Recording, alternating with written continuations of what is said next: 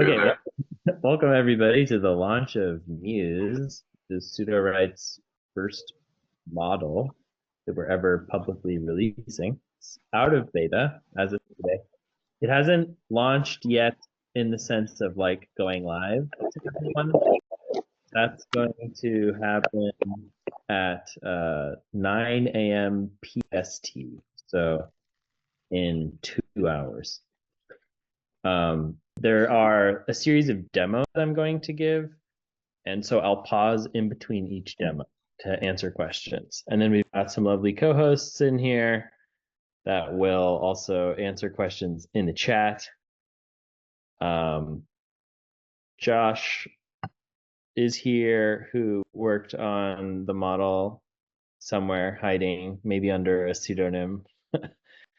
uh, and so he'll also be able to answer some questions. Okay, so without further ado, let's get started. I'm going to share some slides throughout this presentation. So this is an outline of the presentation, the first demo. I'm going to jump right into the action without too much intro. So we're going to jump into the action and start by generating prose.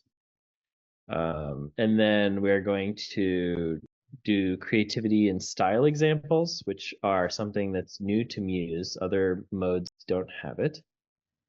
Then we're going to look at generating scenes because that is a really big part of how Muse works and is going to be a big lever for influencing the quality you get out of it. I'm going to talk a little bit about a future roadmap and what to expect in the future. And then we're going to do a little bit of a Q&A at the end. So that's our show. That's our run of show for the day. And I also wanted to show you guys that we have a cool landing page for Muse. So if you go to sudowrite.com/muse, we have a landing page here that has some writing samples up at the top, fragments of memory bobbed to the surface of her mind like flotsam, the council of gods. So these are all examples from Muse. Mondays were Emily's favorite day to contemplate suicide. Trigger warning. Not the real thing, of course, but the drama of it all. So there are a lot of things that we call out here. In case you're telling your friends about Muse, you can send them to this page and it serves as a good intro. And just to overview some of the cool details about Muse, Muse is trained specifically for fiction, unlike a lot of other models that are sort of meant to write emails and executive summaries and all that kind of stuff. So as a result of that, it writes unique prose every line. It avoids happy endings and will write anything. It has no filters. We've spent a lot of time bashing the like they knew no matter what they would face, they would get through it together, that kind of stuff. It also has a lot of cool features inside of it that make it work better. It's kind of like an AI agent in that respect, where it is able to spot issues before they happen and kind of rejigger how it's thinking about writing problems to create better prose. And we've got some nice little quotes here. It's mentioned in this cool video by Jason Hamilton, the nerdy novelist. And it's worth just calling out, we will never train on your data. This is ethically trained with 100% informed consent from the authors. You own everything you create. It's completely private to you. So if you're thinking, how did they train this thing? Don't worry about that. And then there's a little note here from the Sudowrite team, which you can read if you have some spare time. And you can also play with crunched up ChatGPT drafts, which were thrown in the bin. Okay, so that's enough of showing you the marketing website. Okay, so let's get into the demos. The show, not tell of my presentation, you could say. It's gonna gear up the right screen here. Do. Make sure I'm sharing the right thing. Okay, you should be seeing my Sudowrite screen. It says chapter 1 opening image. So we're going to jump right in to generating prose, and then we'll sort of work backwards from that. So the first thing to know when generating prose in Muse is that it uses, well, the first thing to know is how to choose it. So we click the model selector. You'll notice there is now this pretty little header for Muse and a shiny little button that has like Chrome on it. It has a creativity selector. We'll go into that more later. I have it set up a little bit on the high end because I like to, I'm happier to like edit something that surprises and delights me than to like have something kind of drab and feel like I need to like give it CPR to like come to life. I've also got style examples in here. We're going to go over that more later, but that's a way to make Muse write more like you. So make sure that you choose Muse in here, and then you'll see in this button here, it's going to say Muse. That's how you know confidently that, okay, I'm about to use Muse. So I've got a scene here. This is for my book, The Department of Small Joys. This is a speculative fiction book which posits a world where there is a such thing as a Department of Small Joys. It takes place in Canada, and the protagonist is an agent at the Department of Small Joys, and it follows him. He's trying to make friends and be a good person, but he ends up in some unfortunate circumstances that make that very difficult. So in this scene, he is on a covert mission at a goat farm near Guelph, Ontario. He is acting a bit like a spy. He's disguised in a goat costume, and much of this scene is trials and tribulations of him trying to fit in with the goats. Add a sensory description of the battered down farm. At the scene's climax, George observes a farmer discovering a restored tractor, the Small Joy payload. After a comical struggle with the suspicious goats that destroy his case notes, George witnesses a farmer's emotional reaction. The chapter ends with George driving away in an unmarked van, his tattered notebook on the dashboard. And then I've given it some extra instructions. Extra instructions I tend to add after the first attempt of a chapter based on what went wrong in the first attempt. So I said start with the killer opening line because I thought the opening could have been snappy.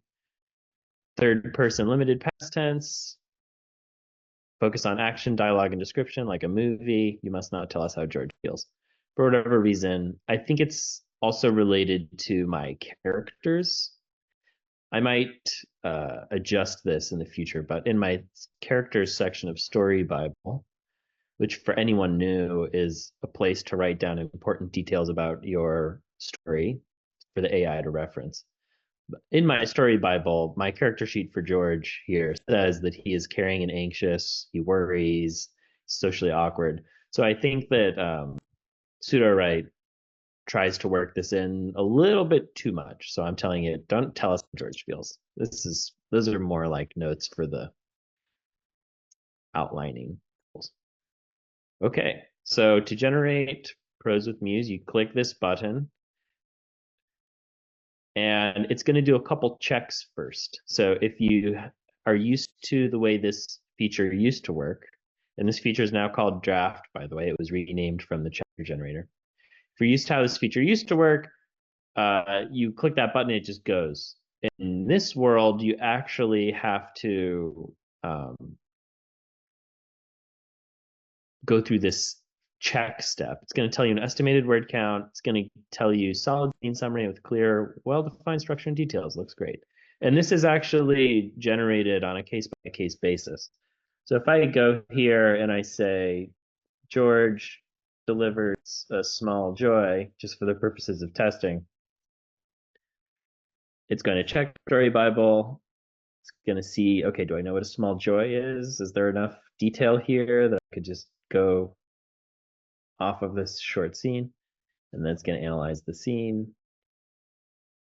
And it says, this scene is too short and lacks necessary details. Quick fix, expand scene details. So you can go ahead and click that, and it will go through and rewrite it for you. I do recommend paying attention to these warnings because it is told to not say anything if it looks good. And so they're there to help you spot errors. Like sometimes when you're copying and pasting stuff from different sources, or maybe you're rushing or you're doing a lot of editing, it's easy to miss that, like maybe there's something in there that's worded kind of strangely.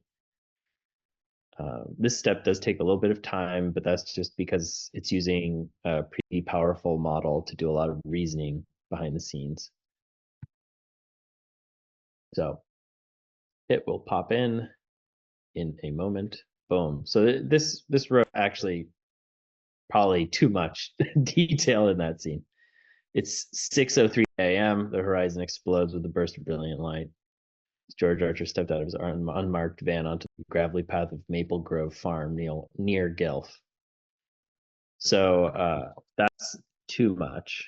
So I'm going to go ahead and restore the previous version I had. There we go.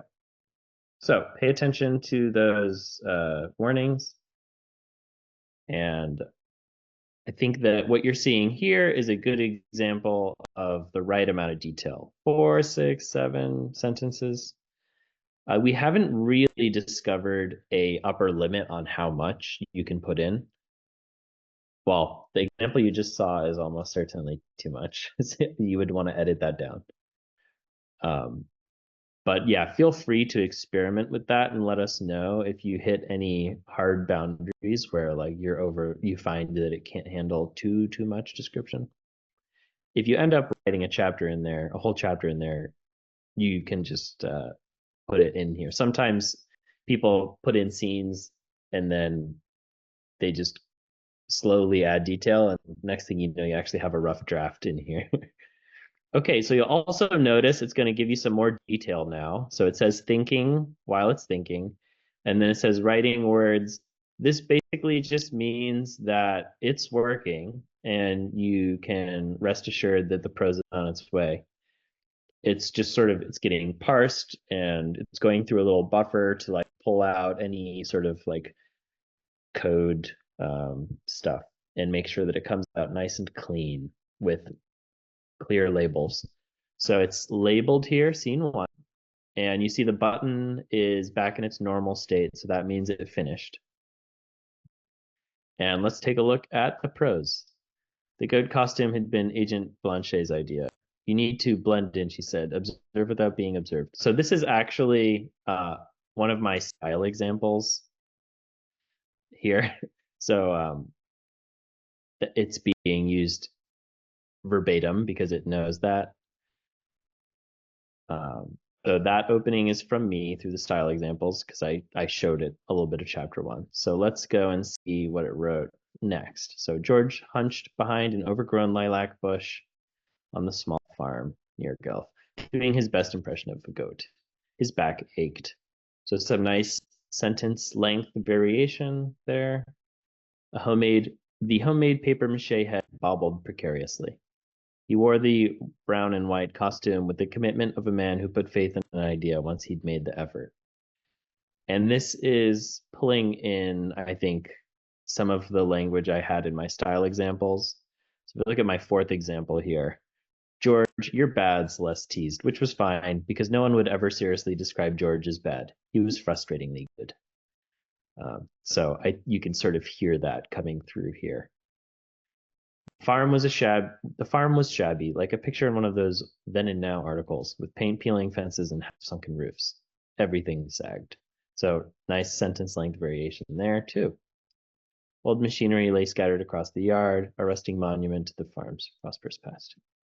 There was an ancient broken down tractor near the shed, the decoy, as the intel at the Department of Small Joys had called it. So, okay, let's look at the length here overall. 1,093 words. If you look at the human written version of this, it was 1,245. So there is pretty small gap between like what I would have written from scratch. Ooh, I do like sentence length variation here. Farmer turned toward the tractor, each cautious step escalating his anxiety. Got to his knees. The air hummed with the promise of what was to come. Textbook delivery, perfect case study, except for the goats. A low bleat grew into a clamor as George's cover was blown. The goats stormed toward him, a four-legged mob, intent on revenge for his deception. The billy goat took point, its eyes locked on George like an agent out for retribution. They charged, unstoppable and unreasonably hostile. George staggered back one step too late. The headbutt came fast and brutal, right into his side. He tumbled from his hiding spot and crashed into an old tire pile. So those are a quick survey of some Muse written prose. There's a couple lines in this version which were from Muse that I want to highlight too that I really liked. There is a line here that is a Muse classic. George, so some of this is from me, but then this line here is from Muse. So I said, George scanned his surroundings. The farmer was still dutifully ferrying buckets of milk. The old man's movements were slow and laborious, like a wind-up toy running out of tension. And this, I actually showed this draft to a friend of mine who I think has very good taste in writing. And she was like, my favorite sentence was this one. And I was like, oh, that's actually one of the sentences that was written by AI. And it was written by Muse. And I like that one quite a bit. There's another line up here that I really liked.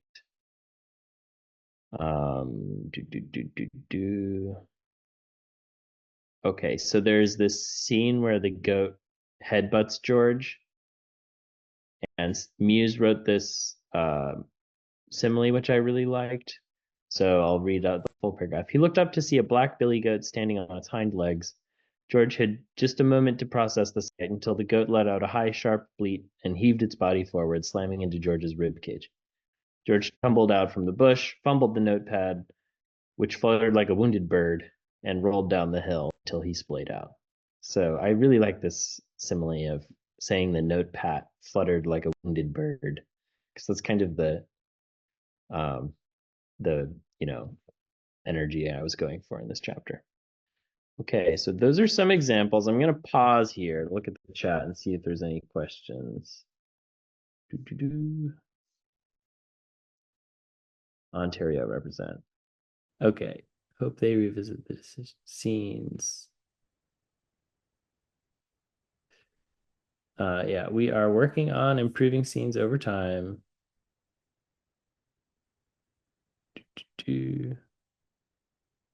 First time I updated from beats to scenes, it didn't generate anything. Yeah, we have fixed a lot of bugs, Rohini, related to scenes. What AI is Muse using? It is a model that we have trained, Ed Kalski. Yeah, Rohini, I apologize for if it used your credits, but you didn't see anything. Probably there was a bug, and you can reach out to customer support. They'll refund you if there's any credits that got gobbled up in the way, along the way. Thank you. Yep. But yeah, we fixed a lot of bugs, and it should be working pretty well now. Okay, I'm gonna switch gears, and now let's look at creativity and style examples and see how they affect the prose here. So I'm gonna clear this out.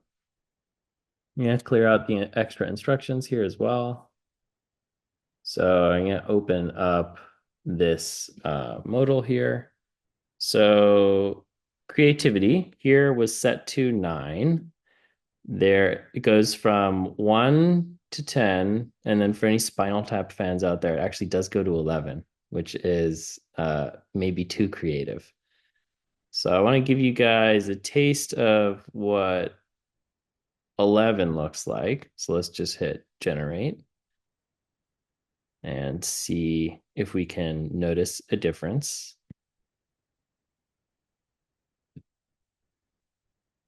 Okay, okay. Thinking.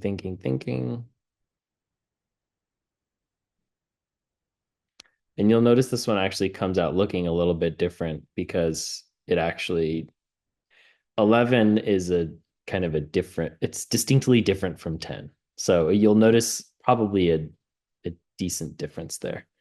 The thin drizzle draped the landscape, painting the horizon in a watercolor wash of grays and browns. George stood at, so you can see that that is more sort of unique way to start the chapter relative to the stuff we were seeing before. George stood at the edge of a sodden field, the legs of his goat costume slumped around his ankles like oversized woolen socks. His hands, ungloved and ruddy, fussed with the rubber band of his mask, coaxing it into position over his eyes. It pinched slightly at the bridge of his nose, and the left horn listed sideways like a question mark.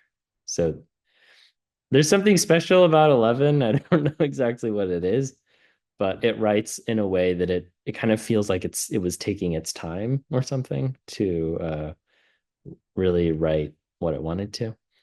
Satisfied or perhaps resigned, he plodded into the mire, his feet making squelching sounds that reminded him uncomfortably of the corned beef sandwiches in the Department of Small Joys cafeteria. So I really recommend using 11 because I think, yeah, it's picking up on this sort of like drab, sad, rainy attitude that I'm going for with my novel. The goats watched him from the other side of the field, their eyes unreadable and faintly golden. He raised a hand in a tentative wave. Hey there, he called, his voice coming out in a thin, reedy bleat, even startled even him. The goats were unmoved. One or two of them nibbled half-heartedly at the damp grass, then stopped to chew with an air of grave suspicion. So this is a symptom of creativity 11 is that I'm probably reading like too much of this than I should in a course. But yeah, let's scan a little bit here. Skim.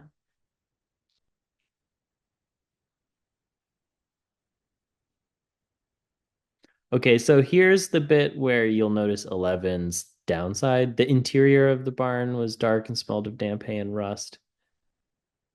Um, I didn't necessarily want him to go to the barn. Now, I didn't explicitly state in my scene here where George is at all times, but I think at lower creativity levels, it's paying enough attention to sort of following instructions that it can glean that he's at a distance.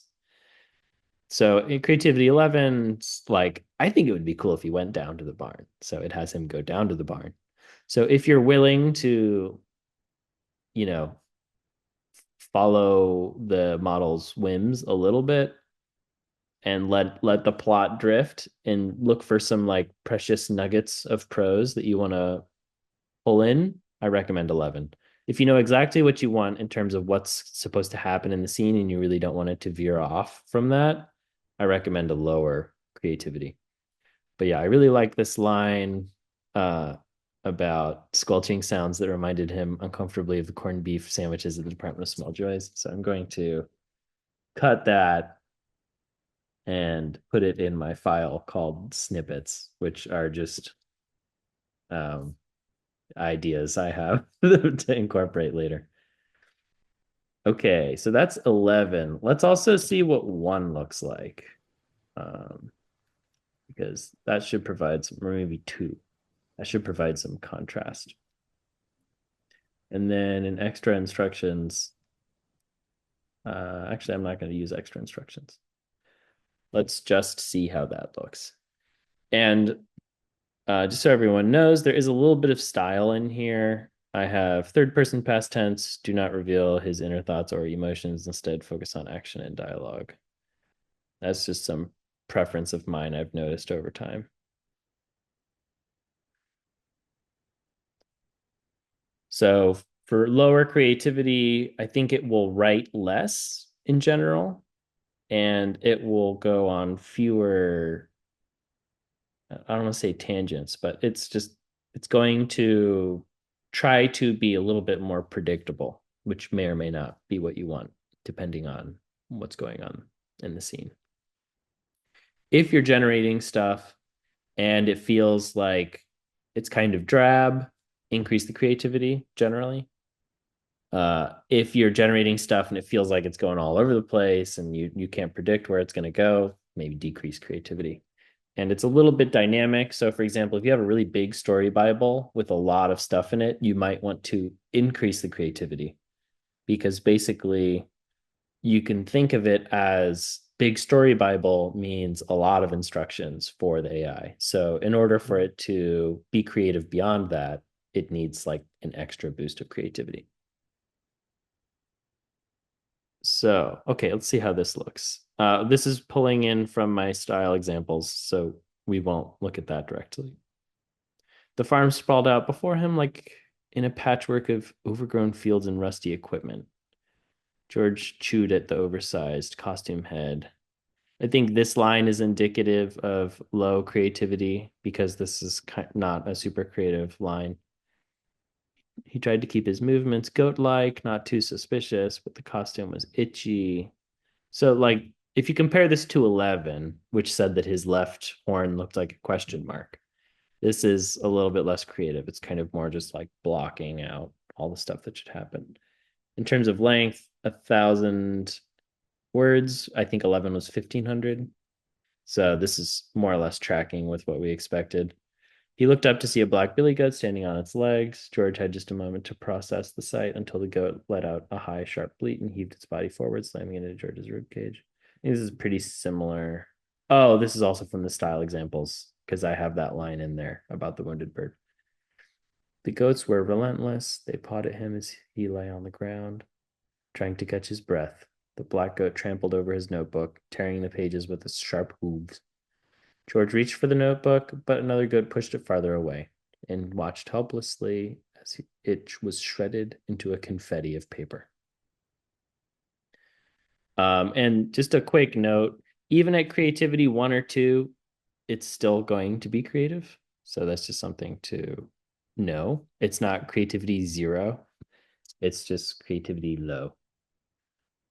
So that is creativity. Let's also play with style examples. So I have in here some Jane Austen text. This is the beginning of Pride and Prejudice. And I'm going to try using that as a style example.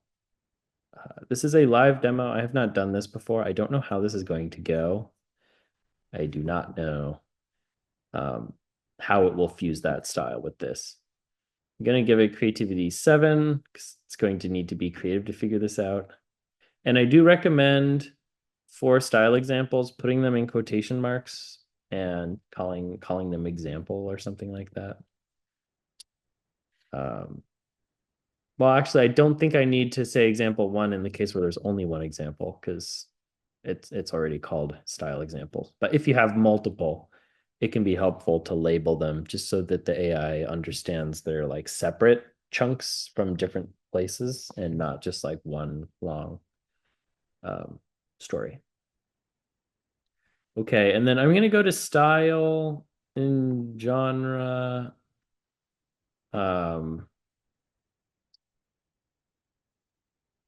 I'm just going to clear these out because I want to decrease the chances of Sudowrite getting confused with different competing sources of information.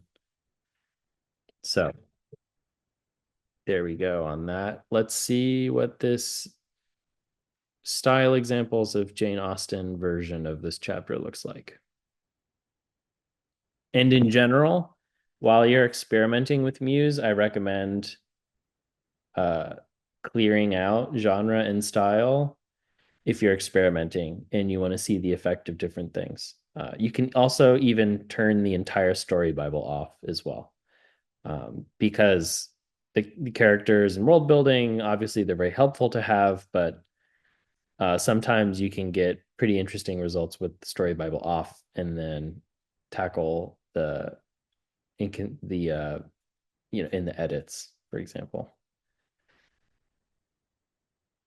Okay, writing words. So it's writing a lot. It's interesting. Boom. Okay. The last thing George Archer wants is to seem like a sore hoof, but one of the goats is giving him the eye. He attempts an earnest bleat, his voice hoarse with the sound almost pained. The goat in question is unmoved. A breeze rustles through the battered red barn, bringing with it the smell of fresh hay and something more organic. George shifts nervously in his costume, the padded midsection pressing against him in all the wrong places. So that does feel like a slightly uh, Pride and Prejudice way to describe how the goat costume is hanging on him. The eye holes of his mask fog, making the world look much like the underwater scenes in the nature program he favors. So, nature program. That's, I guess, a slightly old fashioned way to talk about TV shows. To the casual observer, he might be just another goat. It is his hope that the goats themselves will soon agree. So I do think, yeah, you actually do see that tone coming through. It sounds like British and proper and stuff. Okay, now I have another style example to test with. This is one of my favorite chunks of prose, which is from the part of Ulysses by James Joyce, where it shifts fully into stream of consciousness style writing.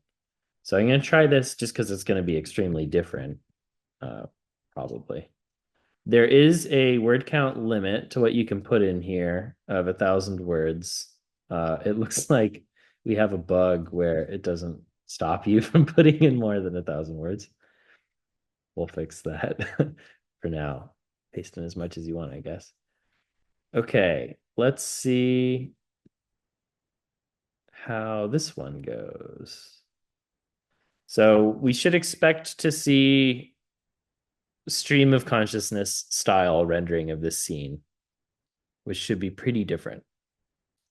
And for folks who are used to how style works, it was kind of like a research breakthrough in the Muse project that style examples actually seem to work a lot better than style.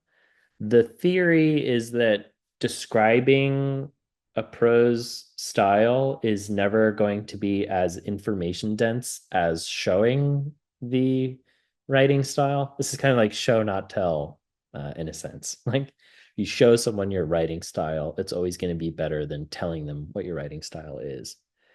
In the previous generation of AI, when you showed them a style example, it would often just like splat elements from the example in.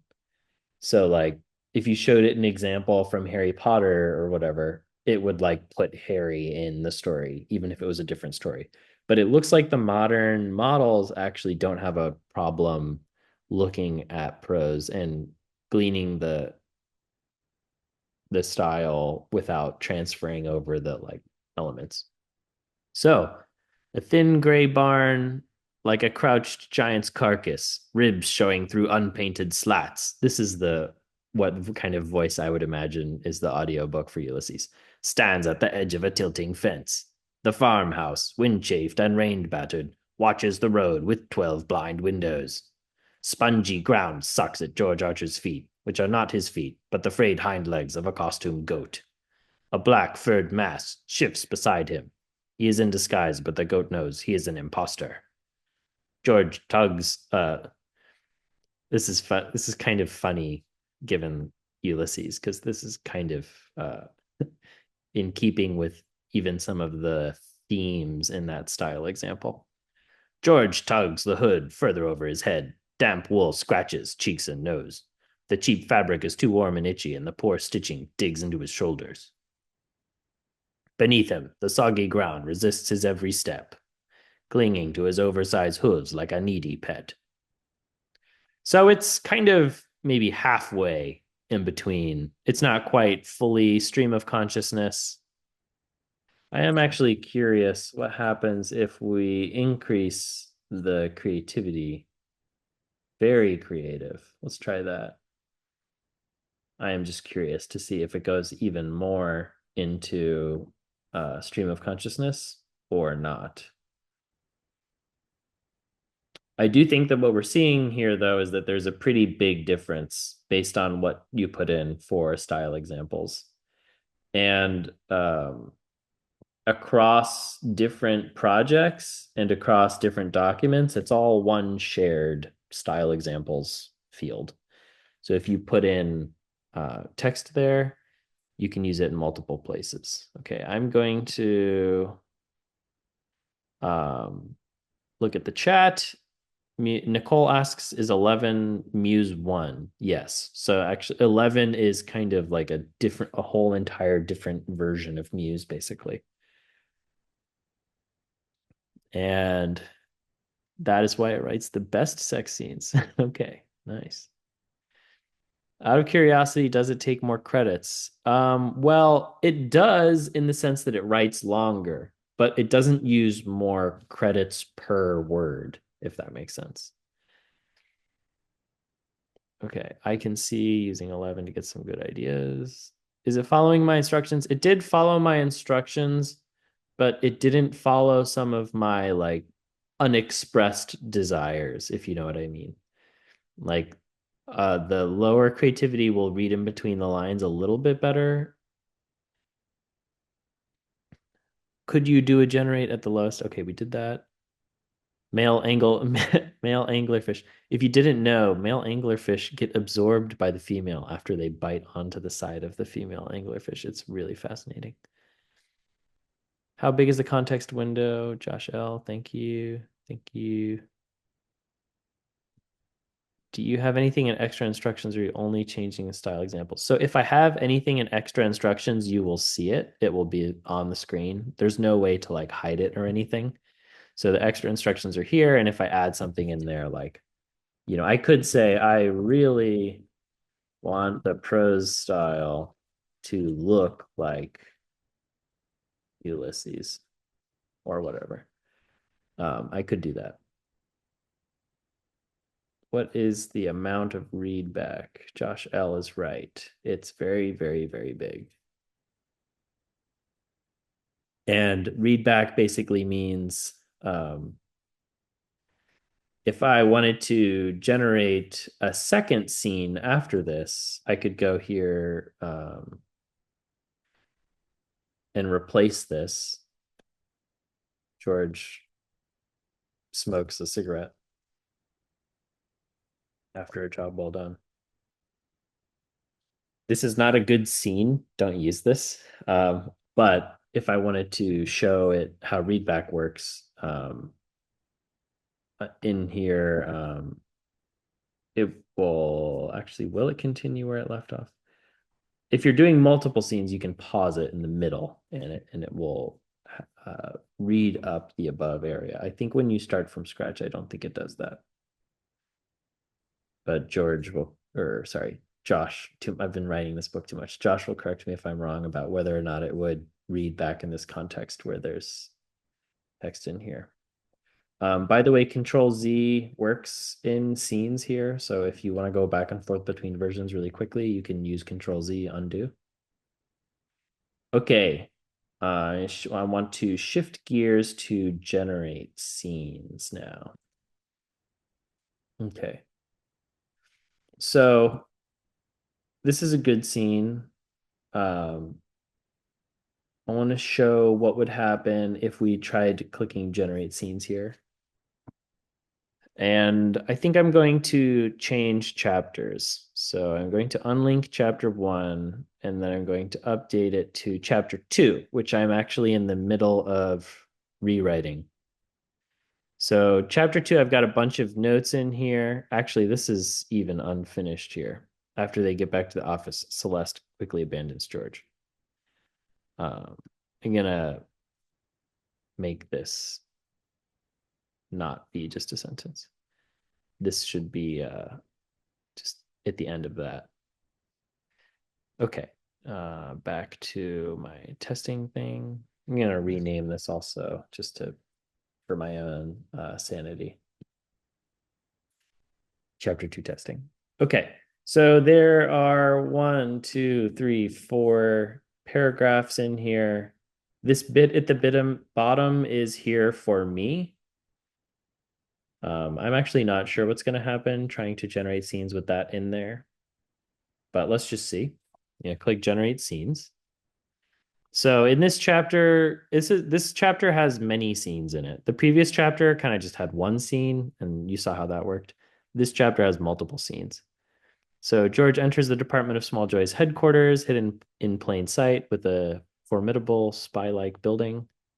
Inside, the office is a bazaar of invention and giddy scheming with agents engaged in various unusual activities. Still wearing his goat costume from a previous mission, George navigates through the lively workplace to his cubicle. Um, George's coworker Celeste appears dramatically with a baked Alaska. She enlists his help in a joy gone sideways. Okay, let's see the scenes. So it comes out as 3 scenes here as generated scenes. So let's see how these look. George strides into the DSJ headquarters hallway, still clad in his worn goat costume. As he passes clusters of agents with tinkering and handmade contraptions, exchanging hurried greetings, he sidesteps a table cluttered with colorful joy gadgets and half assembled drone models. So I like this idea. You'll find that generated scenes have a lot more detail than Beats did. For example, I think with Beats, it probably wouldn't have said half assembled drones because the input it was looking at was spy like building. It has invention and scheming with agents engaged in various unusual activities. But I didn't really specify what kind of unusual activities. Suddenly, Celeste burns through the doorway holding a large, flamboyantly decorated baked Alaska on a silver tray, her arms swinging dramatically. Why worry about shredded notes when a farmer's smile is worth every burnt page? That is kind of strange to put that there, in my opinion.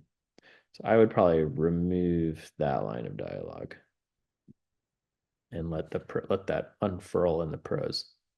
Her rapid pace and loud laughter sharply contrast with George's. I also don't need that in there because that will sort of play out in the prose. Consistent thing from beats to scenes is that I think usually the easiest way to edit them is to remove material rather than add. Okay, so in a gritty late afternoon light, George sits astride a vintage motorcycle fitted with a sidecar, securely cradling Celeste with the delicate cargo of the baked Alaska. Okay, so it's missing a little bit of transition here where I wanted, yeah, I want this to happen in here. In some cases, depending on how well developed your outline is, you might also just use your outline as scenes. Um, so that is what it looks like to generate some scenes. If I was actually writing this, I would go ahead and edit this, in a pretty detailed way. But for the sake of time, I don't think I'm going to edit all the scenes here. I do want to cover how you can sort of prompt scenes. So you can, of course, edit your outline.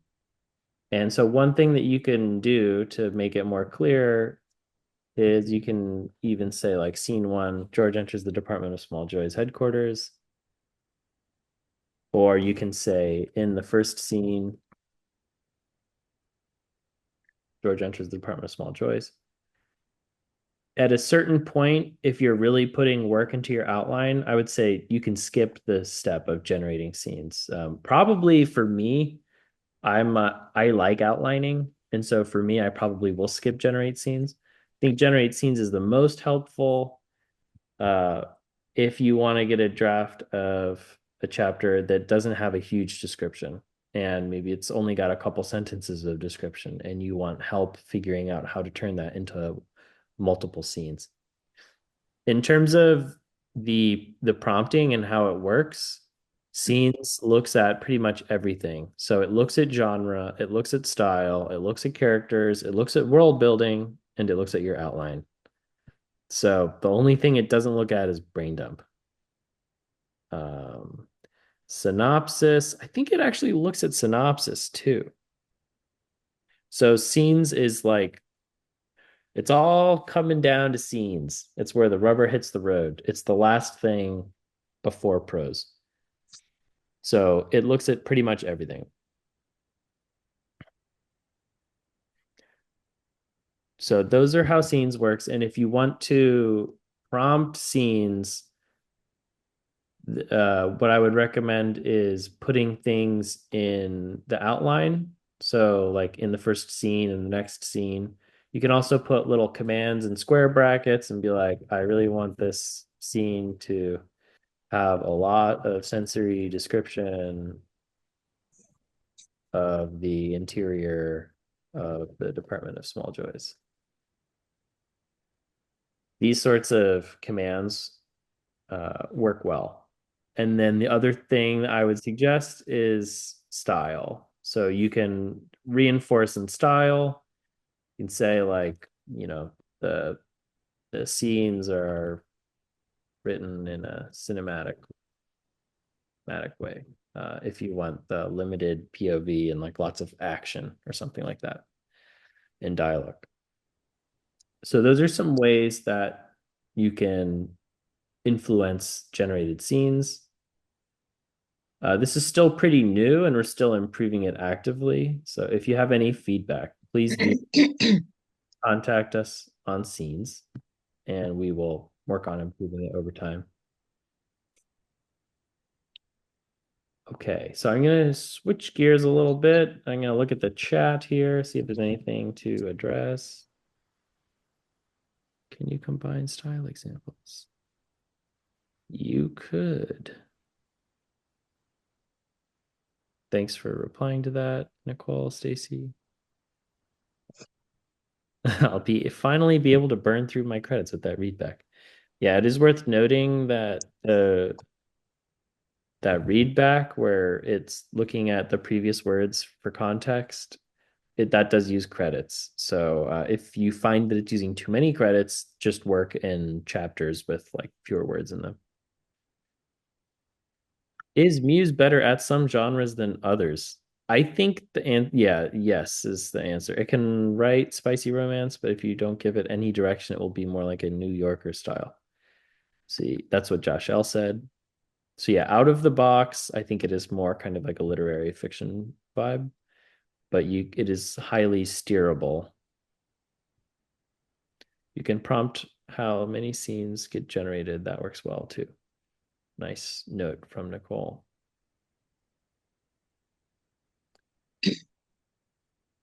New Yorker style, the publication, not New York, the state. New York, the state, that would be ambiguous because actually most of New York is countryside. It does steamy reverse harem alien/monster romance very well for me, says Stacy Jones. So yeah, please don't be intimidated by the style and make it your own. Okay, I'm going to share a little bit about our future roadmap because that's exciting. Okay, so we're planning to improve Muse's prose quality further. We love Muse. We've been working on its quality for a really long time, but there's just a million different ways you can use Muse, and so it's never ending, like how much we can improve it. So still interested in continuing to do that. Scene quality. So generated scenes, when you generate scenes, there's still some improvements we can make there. I think in the case where I just demonstrated, there was some missing details from the outline, so we're working on that. Improvements to scene feedback. So when you click generate, I think in my demo today, it always just said like, great job, but sometimes it says it misses a piece of feedback or it says too much feedback, so we're still working on dialing that in. My voice is coming up, so my voice is kind of like the style examples but on steroids. So that will actually train a model based on your writing, so you bring a little bit more of your writing to the party, and then as a result you're able to like actually train your own version of something like Muse. The reason why we did Muse was actually because, well, for one, we were trying to build my voice, and then we sort of accidentally created this model that was really good, and we're like, hang on, this is actually a thing in its own. And we also believed that we would discover a lot of things on the way of creating my voice, or sorry, while we were creating Muse, we would discover things that would be able to be applied to my voice later. And we have discovered a bunch of techniques that will make that work better. And then another small feature, quality of life feature that we're working on soon is underlining characters and world building in your scenes. So that will just help you realize more obviously what is being pulled into context when you generate prose. So, for example, one thing that happens sometimes is people will say it's not looking at world building, for example, and the thing from world building like wasn't mentioned at all in the chapter. And that's the reason it's not looking at it sometimes. So that will, by underlining them, will be more clear about what's being referenced and what is important to the AI. So that is a little bit of our future roadmap, just focused on Muse. Obviously, there's a lot of other stuff going on in Sudowrite. Well, that's not obvious. There's a lot of other stuff going on in Sudowrite. We have a new baby mobile app that is in the process of getting its wings. So I recommend you check out the mobile app. There's a beta that you can apply for. You can find the link to join the beta in our Discord, I believe. And then we also have a new feature coming out related to comments where you can send your drafts to your beta readers and they can leave comments on it, kind of like Google Docs, but easier. That is dropping on Monday. So it's a very exciting time to be a Sudowrite member. So that is all I have planned for the class today. So now we can just be free, open Q&A. So feel free to raise your hand if you have a question you want to speak verbally or write it out in the chat. We've got a couple, 7 or so more minutes. For my MC, I use her full normal name and nickname interchangeably. The scenes seem to want that corrected. Will it account for that? So if you have the other names, put the nickname under other names in Story Bible. I will just go ahead and demo that real quick. That will work. And so part of why we want to do this underlining thing is that this is ambiguous currently, like how it works. So if I give George a nickname here that's like Georgie, either of these will work. And it's worth noting that there's actually a difference between how world building works and how characters work. George, if you type in George, it will recognize that. You don't need to do the full name. Just George is enough. Don't don't have two characters with the same first name and different last names if you can help it, because Sudowrite won't know which one is which. But your readers will have the same issue. So I think that problem kind of naturally solves itself. World building behaves slightly differently, where you have to use the whole name or other name. So there's an obvious reason for that. If we just use the word the to match Department of Small Joys, that would not work well. So yeah, the other name here I have is DSJ. So if it sees the string DSJ, it will pull in this world building card about Department of Small Joys. So there, that answers that question. Muse is not available for 1 more hour. Muse is not available. In an hour and 5 minutes, Muse will be available to everyone who already has an account. And even people who create a trial account will also have access to Muse. When you pause between scene generations, I'm assuming it rereads back and will increase the credit cost versus if it ran straight through. Pause between. So that is correct. That is correct. It's more credit efficient to let it write all the scenes in one go, if you can. Good to see you, Ed. Thanks for stopping by. How about the same kind of document upload slash import for world building that exists inside of characters? That is a good idea. Prioritization. You know what they say? It's not good prioritization unless it hurts.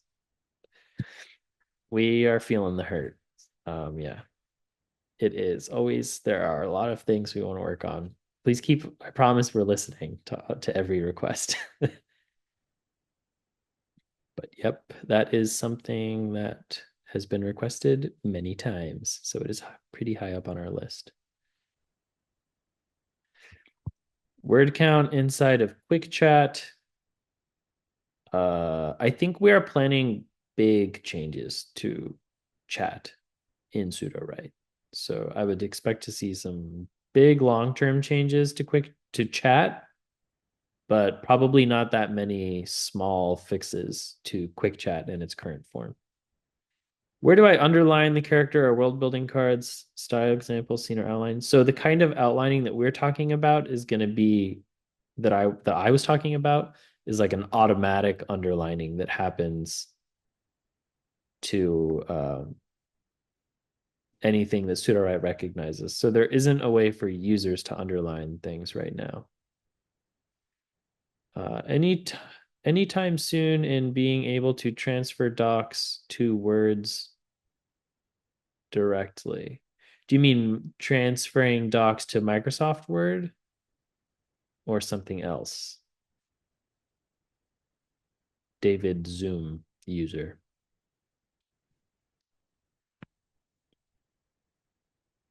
Microsoft Word. So you can actually export a document for Microsoft Word currently. Oh, Nicole makes a very good point. Muse is available, not this demo is heavily focused on the chapter generator, but Muse is available in other places. So it's available in Expand. So Expand is getting an upgrade with the release of Muse. So if you use Expand, it will be powered by Muse, and it is connected to Story Bible, which is nice. So if you have characters and world building filled out, Expand, the new version of Expand is connected to Story Bible. And it's also Muse is also in the right button. And honestly, I should have probably demoed the right button because Muse works really well in the right button. When it has that extra, well, it's really good for pantsers who are like to go beat by beat and discover as they go, versus plotters where the draft feature makes a lot of sense. Quick chat and quick edit are actually not going to be using Muse with this release because we felt like the difference was pretty subtle and not a lot of people were using it. But let us know if you think we should update them to use Muse. Will Muse be available in plugins at some point? I would say that's very likely. We want it to be. Yeah, it's not super difficult. It's just a game of priorities to decide where that lands. I think we'll learn a lot from this next few weeks and then how to make it work really well in plugins. But Muse is quite different than some of the other model AI models out there. And so we want to make sure that it works as expected if you use it in plugins. Yep. Yeah, highly recommend experimenting with using Muse and the right button. Can we export the outline in Word instead of CSV?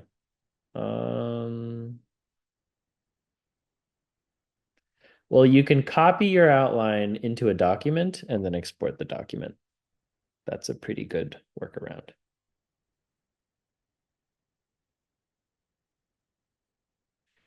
What if you need to do a collab for sharing a work in Sudowrite? Is that possible? So we have the ability to share a document and your collaborator can leave comments, but we don't have a way to have two different people with two accounts writing, like making edits directly in the same document. So you would need to have a shared login if both people wanted to write. But if the person you're collaborating with is like an editor that's leaving you notes, you can use the new comments feature, which is coming out on Monday. I'm very excited about that. How to use Muse, how to choose it, unless it just works. So Muse will be the default. So once you if you create a new project, it will be the default model in the new project. Or if you create a new account, it'll be the new model. It'll be the default model for everyone most of the time. We are not going to be changing people's models. If you have an old document with a different model selected, you can keep using that. We're not going to like sort of destructively update things. But if you go through to create new stuff, it will be the default. And I think Tara was also wondering just like how you select it in the UI because maybe they're not seeing it yet. It's not live yet. It's gonna be live in about an hour. But once it is live, you can see Ryan's screen, and that's where you can select it there. So here for draft, which is what this feature is called, and then in the right button, you have to do a little bit more clicking. So right settings, this means settings that affect the right button and the right button alone. And then in here, it will be here, Muse, best for fiction. Use Muse. And you see it there, it says Muse. Please note that the prose mode of the right button set in right settings affects the right button. Does not affect rewrite or describe. Sometimes people think it does, but that would be a placebo effect if you have that impression.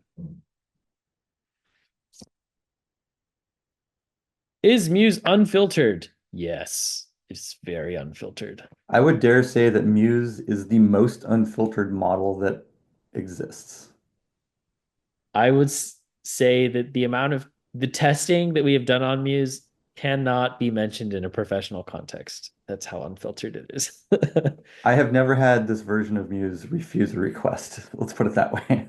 At the beginning of this meeting, we had everyone give informed consent to join the meeting before we elected the It is not safe for work in many dimensions. Um, so yeah, if you can get a refusal out of it, first make sure that you're not doing anything like horrible, and then let us know, and we'll. You might get refusals from other models that are in the Muse pipeline along the way because there are some things that happen before it gets to Muse. So we're working on if you get refusals, chances are they're from like some preparation step that's not using Muse.